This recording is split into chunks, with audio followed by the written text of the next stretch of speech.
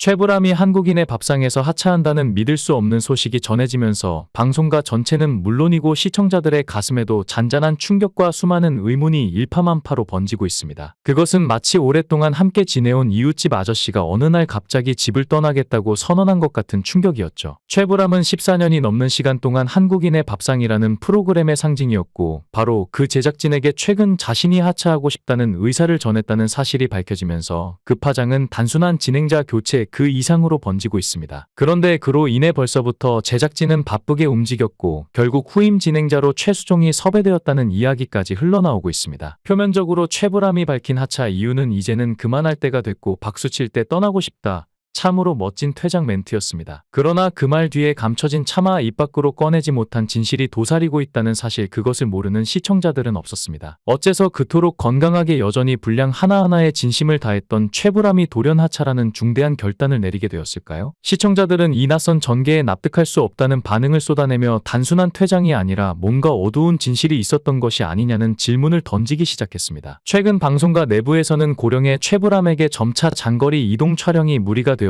심지어 제작진 내에서도 프로그램의 톤과 방향을 조금 더 젊게 바꾸려는 움직임이 있었다는 이야기가 흘러나오고 있습니다. 만약 그것이 사실이라면 이는 단순한 하차가 아니라 조용한 퇴출, 다시 말해 시대와 제작진이 한 노배우를 프로그램 밖으로 밀어낸 사건으로 재해석될 수도 있는 부분입니다. 한국인의 밥상은 단순히 음식을 소개하는 프로그램이 아닙니다. 전국 방방곡곡을 누비며 우리가 잊고 지냈던 고향의 맛과 어머니의 손맛을 되살리는 시간여행이자 어릴 적 흘길을 걷던 그때의 감정을 되살려주는 살아있는 문화기록이었습니다. 그래서 이 프로그램의 본질은 단순한 정보 전달이 아니라 정서였습니다. 그리고 그 정서를 완벽하게 구현해낼 수 있었던 단 한 사람, 바로 그가 최불암이었습니다. 따라서 누가 그를 대체할 수 있겠습니까? 정말 최수종이 그 빈자리를 채울 수 있다고 생각하십니까? 그는 물론 탁월한 배우이고 대한민국 전 국민이 얼굴을 아는 인물임에는 틀림없습니다. 그러나 한국인의 밥상은 인기 예능이 아니라 정서의 기록입니다. 최수종은 지금까지의 방송 이미지에서 아버지보다는 영원한 청년 또는 스포츠 정신, 충만한 중년의 이미지로 자리매김해왔습니다. 그런 그가 과연 땀에 젖은 마을 이장과 막걸리를 기울이며 사연을 나눌 때 그 말 속에 진정한 울림을 담아낼 수 있을까요? 게다가 최수종은 과거 페리카나 치킨 모델로도 활동했을 정도로 다소 서구적인, 조금은 상업적 이미지가 강한 인물입니다. 이는 한식의 깊고 오래된 정서, 곰탕 냄비에서 피어오르는 그 한국인의 향수와는 어딘가 이질적인 결입니다. 이제 시청자들은 물을 수밖에 없습니다. 이 캐스팅 정말 맞는 걸까? 최불암의 하차는 단순한 뉴스가 아니라 한 시대의 끝이고 정서적 연결고리 하나가 끊어진 충격적인 사건입니다. 더구나 최불암은 작년 가을에도 3개월 가까이 한국인의 밥상에서 모습을 감추었습니다. 이 프로그램의 상징이자 영혼 같은 존재였던 그가 갑자기 사라졌을 때 시청자들은 단순한 휴식이겠거니 생각했지만, 뒤늦게 알려진 바에 따르면 이는 단순한 휴식이 아닌 척추수술이라는 고령의 그에게는 극한의 고통이 따르는 생명과 직결된 의학적 처치 때문이었습니다. 이 사실이 알려지자 대중의 반응은 단순한 안타까움을 넘어 깊은 걱정으로 번졌습니다. 수십 년간 거목처럼 방송계를 지켜오던 국민 배우 최불암이 더 이상 버티기 힘들 정도로 몸이 망가졌다는 건 상상만으로도 가슴을 무너뜨리는 일이었기 때문입니다. 사실 생각해보면 2014년 SBS 드라마 기분 좋은 날을 끝으로 그는 정규 드라마에서는 자취를 감췄습니다. 이후 간간히 특별 출연 형식으로 얼굴을 비추었을 뿐 본격적인 연기 활동은 완전히 멈춘 상태였죠. 사람들은 말합니다. 요즘 왜 이렇게 최불암 선생님 얼굴을 못 보지? 그러나 막상 그의 나이를 떠올리면 놀라지 않을 수 없습니다. 호적상으로는 1940년생, 실제로는 1939년에 태어난 분입니다. 올해 그러니까 2025년 기준으로 한국 나이로는 무려 87세죠. 예전엔 TV만 틀면 나왔던 그가 이제는 거의 자취를 감춘 이유는 단 하나, 무리한 활동을 더는 감당할 수 없을 정도로 세월의 시간과 고통이 그를 무겁게 짓누르고 있기 때문입니다. 그렇다면 그의 하차에는 단순한 신체적 이유 외에 또 다른 더 깊은 내면의 결심이나 삶의 무게가 있었던 건 아닐까요? 사람들은 궁금해하고 있습니다. 그는 왜 이 시점에서 물러난 것일까? 왜 더 이상 스튜디오에 서지 않기로 결심한 것일까? 사실 최불암은 한마디로 말해 팔순이 넘도록 수차례 죽음의 문턱을 넘나들며 살아온 고난과 극복의 아이콘이었습니다. 그런 그가 지금 이 순간 방송계를 향해 조용히 작별 인사를 건넸다면 그 뒤엔 얼마나 처절하고 비장한 내면의 결정이 숨어 있었을까요? 그의 삶은 태어날 때부터 잔혹했습니다. 어릴 적 아버지를 잃은 채 형제 하나 없이 외롭게 자란 그는 누구보다 강인한 심장을 가진 남자였지만 동시에 누구보다도 깊은 외로움을 가슴에 품고 살아야 했던 사람입니다. 한때는 출생 자체가 기록되지 않았던 시절 아이를 낳고도 1년을 기다렸다가 생존이 확인되면 출생신고를 하던 잔혹한 풍습이 있었습니다. 최불암 역시 그 시대의 아이였습니다. 그의 공식 프로필에는 1940년생으로 기록되어 있지만 실제로는 1939년에 이 땅에 태어난 이른바 음지의 아이였습니다. 그렇게 태어난 그는 태어난 지 6년 만에 사랑하는 아버지를 가슴 찢어지게 떠나보내야 했습니다. 아버지는 일제강점기라는 지옥 같은 현실 속에서도 뱃속의 아내를 한국에 남겨둔 채 독립운동을 위해 중국으로 넘어간 투사였습니다. 해방의 날을 손꼽아 기다리며 만주에서 사업을 하며 자금을 모으던 그는 해방 후엔 말을 타고 인천까지 귀향했고 그 길 위에선 자유와 희망이 있었지만 그 끝엔 죽음이라는 비극이 기다리고 있었습니다. 아버지는 인천의 영화사와 신문사를 차리고 꿈을 펼치려던 그 찰나에 예고도 없이 세상을 떠났습니다. 개봉을 앞둔 영화를 세상에 내보지도 못한 채 떠난 아버지의 시신을 앞세우고 겨우 6살에 불과했던 최불암은 부친의 영정을 들고 영화 시사회에 참석해야 했습니다. 그것이 그의 첫 사회 경험이자 첫 비극의 기억이었습니다. 무슨 일이 앞으로 벌어질지 그때의 소년 영화는 짐작이나 했을까요? 남겨진 미망인은 생계를 위해 서울 명동에 은성이라는 대포집을 열었습니다. 그런데 그곳이 단순한 술집이 아니었습니다. 불길처럼 번진 소문으로 인해 이곳은 단숨에 당대 문화인들의 지식과 감성이 충돌하는 열혈 사랑방이 되었고 그 안에서 최불암은 수많은 시인과 문인들의 이야기를 귀로 들으며 고통과 지혜를 동시에 익혀갔습니다. 시인 김수영, 소설가 이봉구 이런 인물들과 마주하던 그는 원래 이름인 최영안에서 숙부가 지어준 이름 불암으로 바뀌게 됩니다. 불암산처럼 강건하게 자라기를 바라는 소망, 그것이 새 이름에 담긴 염원이었습니다. 그는 생계를 위해 연극 무대를 떠돌았고 늘 홀어머니의 기대와 가난한 형편 속에서 벗어나지 못한 채 자신이 왜 더 멋지게 태어나지 못했는가에 대해 끊임없는 자괴감에 빠졌습니다. 그런 날들 속에서도 그를 멈추지 못하게 했던 건 놀랍게도 사랑이었습니다. 어느 날 TV에서 우연히 본 톱스타 김민자의 눈빛에 그는 단박에 빠져버렸고 그녀를 보기 위해 그는 기꺼이 방송국 매점 아플 수 없이 배회했습니다. 마치 10대 소년처럼 설레는 마음으로 기다리던 어느 날 김민자가 매점 안으로 들어섰고 그는 망설임 끝에 그녀의 커피값을 몰래 계산했습니다. 그녀가 나가며 물었습니다. 누구신데 제 계산을 하셨어요? 그 순간 그는 겨우 한마디 내뱉습니다. 최불암입니다. 그리고 돌아섰습니다. 하지만 문제는 그 이름이었습니다. 김민자는 마음속으로 되뇌었습니다. 최불암. 이름이 왜 이렇게 이상하지? 그녀가 그렇게 생각할 만도 했습니다. 최불암은 연극계에서조차 그 별명 때문에 놀림을 받았고 촌스럽다고 구시대적이라고 이름 때문에도 기회조차 박탈당하는 경우가 많았습니다. 그런데 그는 마음을 포기하지 않았습니다. 김민자를 향한 마음은 단순한 호감이 아니라 거의 운명처럼 느껴졌습니다. 그는 김민자가 출연하는 드라마 PD를 찾아가 간청합니다. 한 번만, 딱 한 번만 네 드라마에 출연하게 해주십시오. PD는 난색을 표했지만 그는 굽히지 않았고 결국 단역으로라도 출연하게 됩니다. 그렇게 마주한 두 사람. 그는 서툴지만 진심을 다해 김민자를 대했고 김민자도 그의 진심을 느꼈습니다. 이윽고 두 사람은 4년이라는 시간을 연애로 함께합니다. 하지만 그 끝에 기다리고 있던 것은 달콤한 결혼이 아니었습니다. 김민자의 주변 사람들은 전부 반대했습니다. 도대체 뭐가 좋다고 저런 애를 만나냐? 친구들은 그를 싫어해 김민자와 연락을 끊었고 가족들은 노골적으로 이 결혼을 막았습니다. 최불암의 처지는 너무나 불안정했고 생계도 안정되지 않았으며 미래를 장담할 수도 없었습니다. 김민자도 흔들렸습니다. 정말 이 결혼이 맞을까? 다들 반대하는 이유가 있을까? 그러나 동시에 이런 생각도 들었습니다. 이 사람을 놓으면 이 사람은 무너질 것 같아. 나 때문에 무너진다면 평생 죄책감 속에 살지도 몰라. 술과 담배에 의존하던 최불암의 삶을 떠올리며 그녀는 결국 책임감을 선택합니다. 이 결혼은 단순한 연애의 종착지가 아니었습니다. 그것은 세상의 편견과 맞선 두 사람의 선택이었고 조건이라는 이름의 잣대를 거부한 사랑의 증명이었습니다. 김민자는 세상이 말하는 현명한 선택이 아닌 자신이 직접 책임질 수 있는 감정의 선택을 했고 그 선택은 최불암이라는 한 남자를 지탱하는 구명줄이 되어주었습니다. 하지만 세월은 잔혹합니다. 강철 같은 의지를 지녔더라도 피할 수 없는 생의 무게는 결국 그의 어깨를 짓눌렀고 어느 순간엔가 그는 더는 전국 방방곡곡을 누비는 일이 버겁게 느껴졌습니다. 결국 최불암은 무려 14년을 함께 해온 한국인의 밥상에 제작진에게 직접 자진하차 의사를 밝혔고 이 결정에는 단순한 감정 이상의 깊은 고뇌와 눈물겨운 결단이 녹아 있었던 것이죠. 그는 비록 무대를 내려오지만 우리의 마음속에서는 여전히 국민 아버지로 남아있을 것이며 그가 걸어온 길, 그가 남긴 말, 그가 보여준 품격은 후세에게도 깊은 울림으로 남아있을 것입니다. 이제 그가 남은 생을보다 평온하고 즐겁게 살아가기를, 그리고 언젠가 다시 그의 미소를 스크린에서 볼 수 있기를 간절히 바랍니다. 최불암의 행복하고 평화로운 삶을 진심으로 응원합니다. 영상을 끝까지 시청해주시고 귀한 시간 내주셔서 대단히 감사합니다. 구독, 좋아요 꼭 부탁드립니다. 더 좋은 영상으로 보답하겠습니다. 건행.